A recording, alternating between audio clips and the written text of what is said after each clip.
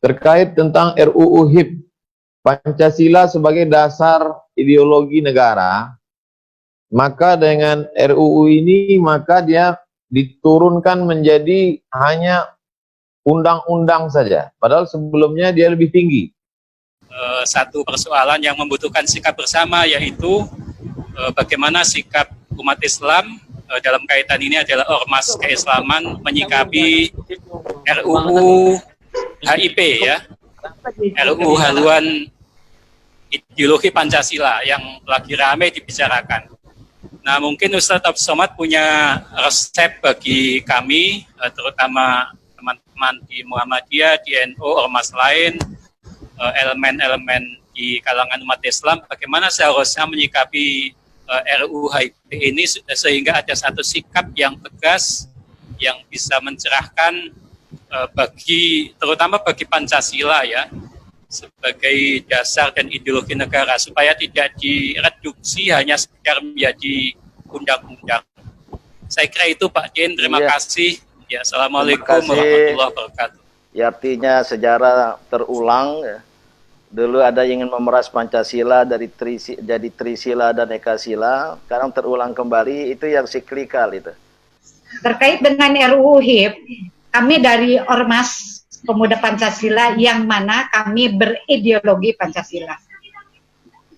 Salah satu perwakilan dari Ormas kami menyatakan sikap karena dilatar belakangi adanya satu partai di Senayan yang menolak untuk memasukkan TAP MPRS nomor 25 tahun 66. Nah, kami dari Ormas yang berideologi Pancasila khawatir kalau misalnya TAP tersebut tidak dimasukkan, ada celah-celah Partai Komunis Indonesia itu incas kembali di bumi Indonesia ini.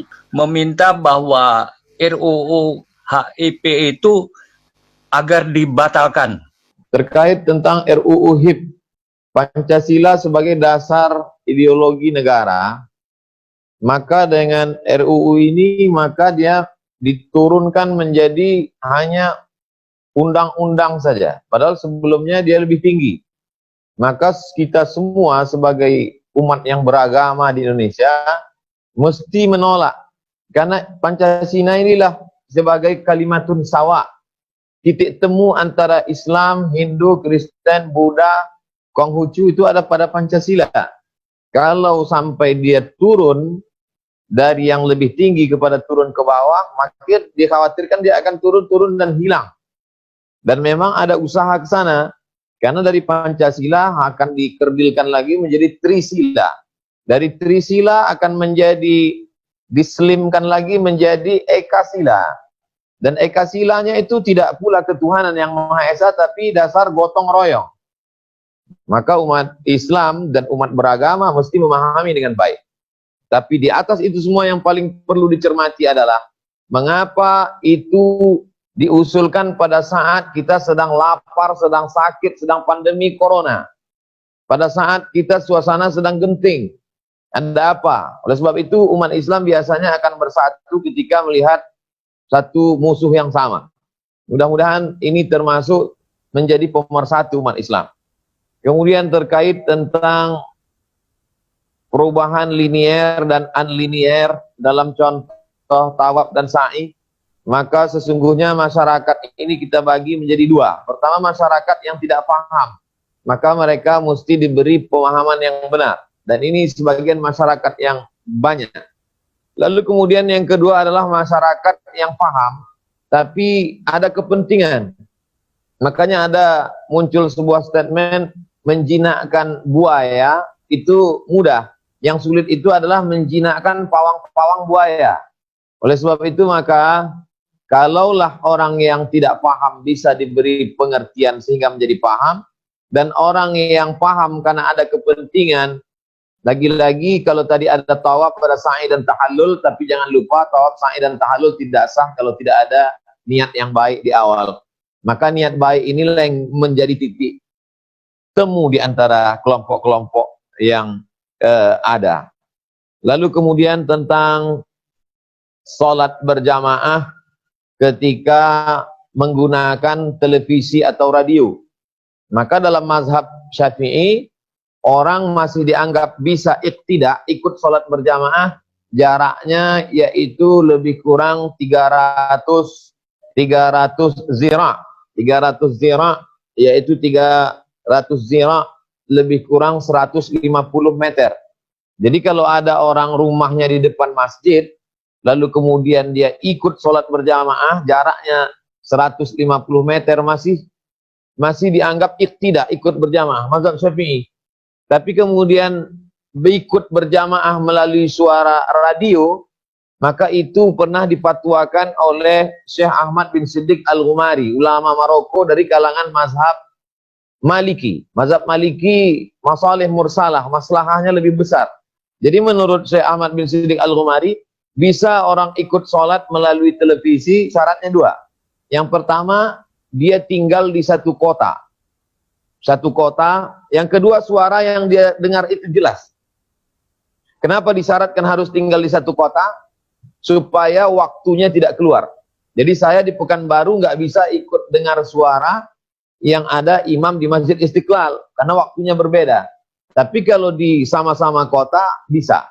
Nah, tapi saya hanya bercerita tentang fatwa bahwa ada ulama yang pernah memfatwakan ini. Namanya Syekh Ahmad bin Siddiq Al-Ghumari. Tapi saya lebih condong kepada masalah fikih, saya tidak yang normal-normal saja. Sholat berjamaah dengan pengaturan jarak. Tapi tadi karena pertanyaannya terkait dengan itu, saya jawab sesuai dengan yang pernah saya ketahui dan pernah saya baca. Tentang masalah nikah online, dua fatwa. Yang pertama, disyaratkan musli ittihadul majlis. Mempelai laki-laki, wali mempelai perempuan, ijab dan qabul, ada mahar, disaksikan dua orang saksi, mesti ittihadul majlis. Mana ittihadul majlis? Itu satu majlis, orangnya berada di satu tempat. Tapi mazhab kedua mengatakan, makna ittihadul majlis itu bukan satu tempat. Orangnya boleh tidak ada tempat lain, tapi yang dimaksud ittihad majlis itu adalah satu serentak dalam satu waktu akadnya. Kelompok kedua yang mengatakan tidak disyaratkan dalam satu lokasi, yang penting satu waktu walaupun orangnya berada jauh, kalau dapat diyakini secara pasti melalui aplikasi Zoom misalnya, dapat dipastikan bahwa tidak ada tipu, dapat dipastikan orangnya amanah, maka sah. Tapi saya pribadi lebih condong pada pendapat pertama, karena dalam masalah hukum kata Imam Ahmad bin Hanbal, idza rawaina fil ahkami syaddatna. Kalau kami meriwayatkan dalam masalah hukum, kami ketat. Saya termasuk dalam masalah hukum ketat. Tapi saya tak menyalahkan mereka yang ijtihad kedua, karena ini masih masalah furu', masalah cabang, bukan usul, bukan batang, bukan dasar utama. Terkait tentang masalah khitan perempuan, maka di zaman Nabi ada sahabat Nabi yang diberi gelar khattanah. Khattanah artinya perempuan tukang khitan. Dan Nabi pernah mengeluarkan statement berkata, ikhfidhi, potonglah tapi jangan terlalu banyak. Ikhfidhi, potonglah sedang, jangan terlalu banyak. Sekarang diadakan penelitian, karena ternyata kalau dipotong terlalu banyak akan menyebabkan frigiditas, dingin secara seksual. Dan kalau tidak dipotong ternyata menyebabkan libido seksual terlalu tinggi. Oleh sebab itu ulama mazhab Syafi'i berfatwa khitan perempuan itu hukumnya wajib. Sedangkan ulama mazhab Maliki berfatwa khitan perempuan itu tidak sampai pada wajib tapi mukarramatun, memuliakan. Oleh sebab itu kalau ada jamaah bertanya tentang anak perempuannya, saya tanya, sudah umur berapa? Kalau baru lahir, saya anjurkan pakai mazhab Syafi'i. Kalau dokter tidak mau, cari bidan kampung yang pandai melakukan.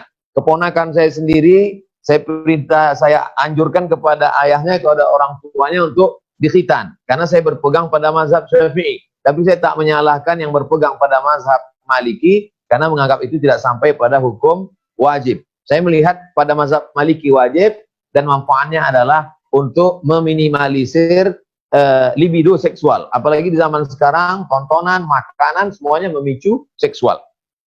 Kemudian tentang masalah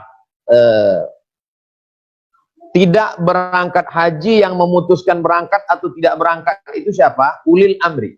Uli artinya orang, amri artinya urusan. Ulil amri orang-orang yang mengurus urusan orang banyak. Maka dulu Nabi Muhammad SAW mengurus negara, mengurus agama. Tapi kemudian ketika orang tidak punya kemampuan yang sama seperti Nabi, Abu Bakar, Umar, Utsman, maka ada yang mengurus negara disebut dengan sultan, dan mengurus agama disebut dengan mufti. maka dikenallah ada mufti yang khusus memberikan fatwa. Nah, kita tidak punya mufti. Dulu di kerajaan-kerajaan Melayu di Sumatera, mufti kerajaan Siak Seri Indrapura, mufti kerajaan Aceh. Ketika tidak ada mufti, maka disitulah kita punya Majelis Ulama Indonesia, ada Komisi Fatwa, ada Majelis, ada Muhammadiyah, ada Perti, ada Persis, ada Nahdlatul Ulama, ada Nahdlatul Watan. Maka ulil amri yang mengurus negara dengan ulil amri yang mengurus agama berkumpul, bermufakat, barulah mereka mengeluarkan kesepakatan bersama. Kalau sudah mereka mengeluarkan kesepakatan bersama, ijma' konsensus, maka rakyat wajib untuk patuh.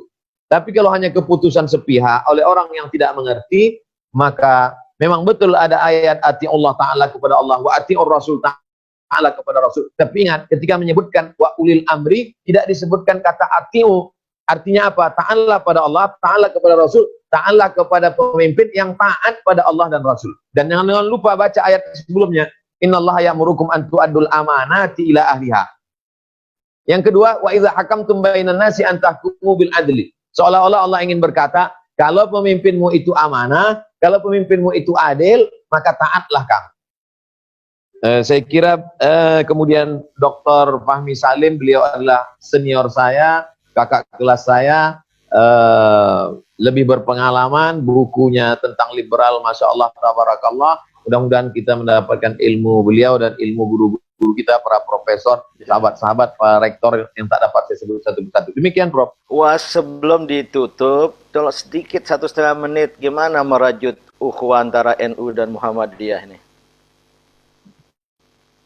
Ada seorang ulama besar bernama Syekh Abdul Halim Mahmud. Pernah menjabat sebagai Grand Syekh Al-Azhar. Dia menulis autobiografi, buku tentang biografi dirinya yang dia tulis sendiri, judulnya Alhamdulillah Hazihi Hayati. Dia tulis ketika dia sedang naik pesawat dari Kairo menuju India. Lalu kemudian di buku itu dia ceritakan dalam sejarah literatur pemikiran Islam ada 3 kelompok yang tidak pernah bisa disatukan. Yang pertama, kalangan akliyun, rasionalis. Yang kedua, kalangan irfaniyun, yaitu kelompok yang selalu mengandalkan intuisi berdasarkan ilham.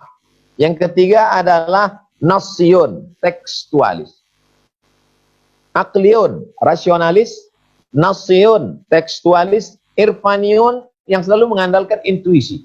Ketiga kelompok ini dari sejak zaman awal Islam sampai hari ini terus terjadi clash. Tapi 3 kelompok ini akan bisa disatukan oleh satu titik. Apa dia? Wa ma umiru illa liya'budullaha mukhlishina lahuddin. Kalau sama-sama ikhlas, maka insya Allah yang akliyun, yang irfaniyun, yang nasyun akan bertemu pada titik mukhlishina lahuddin. Mudah-mudahan kita semuanya termasuk mukhlishina lahuddin. Sholat itu kan mestinya rafatkan stop gitu. Ini kok malah dijarangkan. Jangan-jangan nanti banyak setannya ketimbang orangnya gitu. Ini yang berkembang. Nah, bagaimana memahamkan ke masyarakat yang sudah memahami ini sebagai satu kebiasaan ya, sudah menjadi kebiasaan dilakukan bertahun-tahun dan menjadi pemahaman kalau nggak begitu nanti nggak sah gitu loh. Nah, akhirnya di masyarakat saya kebetulan tinggal di Bogor, di Cibinong. Jadi memang masyarakat di sini ketika dibuka new normal itu memang mereka merasa sudah selesai nih masalah corona gitu. Sehingga untuk Bogor ini naik lagi gitu, tinggi lagi gitu. Karena memang majelis taklim sudah mulai ada di beberapa musola sudah biasa berjalan biasa. Kalau sholat Jumatnya kayaknya masih pakai physical distancing. Nah ini UAS, karena UAS ini yang punya jangkauan luar biasa, jadi mungkin bagaimana gitu supaya masyarakat kita itu ya kalau selama memaknai new normal ini dalam ibadah gitu, supaya mereka merasa yakin kalau ibadahnya masih tetap diterima dengan protokol ibadah yang dilakukan saat ini. Adapun terkait dengan pertanyaan Ibu, sulitnya masyarakat memahami suatu yang baru itu karena berislamnya dengan tradisi, bukan dengan dasar keilmuan. Sedangkan pada kalimat la ilaha illallah dalam ayat kalau kita baca, fa'lam annahu la ilaha illallah. Fa'lam artinya berilmu dulu. Orang kalau ada ilmunya, dia nggak akan latah. Tapi kalau berislam itu karena rasa-rasa, orang kalau selama ini hanya berwudu saja, ketika tangannya luka, dia nanya ke kita, Ustaz, tangan saya luka, dibalut, air wudu nggak bisa masuk, gimana? Ya udah tayamum aja. Loh, saya rasanya kok tayamum nggak srek ya? Nah, jadi kalau sudah beragama itu pakai srek, nggak srek, pakai perasaan ya susah. Oleh sebab itu, dan saya rasa, saya pun andai tidak berpindah-pindah tempat dengan berbagai macam mazhab, hanya satu saja pun, sulit juga menerima perubahan itu saya kira. Karena dulu ketika masih di sekolah, di pondok pesantren, di kampung, hanya berpegang pada satu saja. Bismillahnya jahar. Bismillahirrahmanirrahim. Jelas. Lalu kemudian ketika pergi umroh dan haji ke Tanah Suci Makkah Madinah tahun 92, Bismillahnya nggak kedengaran. Sir. Lalu kemudian ketika sampai di Maroko, nggak ada sama sekali. Lalu kemudian dulu ketika di Indonesia masih di kampung di pondok pesantren, di rakaat kedua subuh bangun pakai kunut. Lalu kemudian ketika di Makkah di Madinah nggak ada kunut. Lalu kemudian ketika sampai ke Maroko, kunutnya sebelum ruku. Nah, jadi ternyata setelah dipelajari, oh ternyata banyak mazhab dalam hal ini, ada pendapat ulama. Lalu kemudian ada ulama yang mengambil tarjih pendapat yang kuat di sini. Jadi ketika kita memahami itu dengan baik, dari keilmuan, dari pengamalan, maka kita tidak merasa gagap ketika mengamalkan satu pendapat yang lain. Begitu juga terkait dengan pembatasan jarak sholat ini. Kalau kita berpegang hanya kepada satu, bahwa kalau tidak rapat safnya maka tidak sah sholatnya, maka kita akan mengatakan sholat kita tidak sah. Padahal tidak ada yang berpendapat demikian. Kita hanya merasa demikian. Padahal tidak demikian. Apakah rapatnya shaf itu adalah syarat sahnya sholat, ataukah rukun sholat, atau wajibnya sholat? Ternyata dia menjadi kesempurnaan sholat saja. Adapun orang yang tidak rapat, apalagi ditambah situasi kondisi menjaga agar tidak tertular penyakit, maka boleh dilaksanakan. Maka kita lihat sendiri pada bulan suci Ramadan di Masjidil Haram, sholat berjarak. Dan pada malam Qiyamul Lail di Masjid Al-Azhar Mesir, malam tahajud itu dilaksanakan sholat dengan berjarak. Bahkan di Turki, di Masjid Kubah Biru, juga dilaksanakan berjarak. Artinya, la tajtami'u ummati ala dhalalatin, kata Nabi. Tidak mungkin umatku ini berkumpul untuk suatu kesesatan. Oleh sebab itu, bagaimana kita mensosialisasikannya, tausiah tidak boleh berhenti, dan para tokoh alim ulama, karena sesungguhnya orang awam itu mengikut ulamanya. Mazhabul am, mazhab man yuftih, kata Syekh Yusuf Al-Qardawi. Orang awam itu mazhabnya mengikut guru-gurunya. Kalau sudah gurunya berbuat, insya Allah muridnya akan mengikut. Lalu kemudian pertanyaan yang lumayan berat dari Ibu Rosalina Berlian, bahwa model new normal yang seperti apa yang disepakati umat Islam. Jangan-jangan mereka membuat suatu sistem, membuat suatu cara, tapi sebenarnya yang teraniaya kita. Oleh sebab itu maka kalau umat ini mau disegani, mau dipandang, kita harus punya persatuan yang kuat, harus solid, sehingga orang tidak berani. Banyak orang sekarang sedang test case. Bagaimana kalau ini dibuat? Bagaimana kalau kita luncurkan ini? Bagaimana kalau kita keluarkan RUU HIP ini? Kalau mereka diam, kita lanjutkan. Tapi kalau mereka mulai bergejolak, kita stop. Nah, jadi banyak sedang tes-tes. Oleh sebab itu kita tunjukkan sedikit. Bagaimana nih kalau tokohnya diejek, dibully? Kalau umatnya diam, kita teruskan. Tapi kalau ngelawan, kita tahan dulu. Oleh sebab itu, perlu juga menampakkan taring kita, menunjukkan bahwa kita singa, bukan ayam.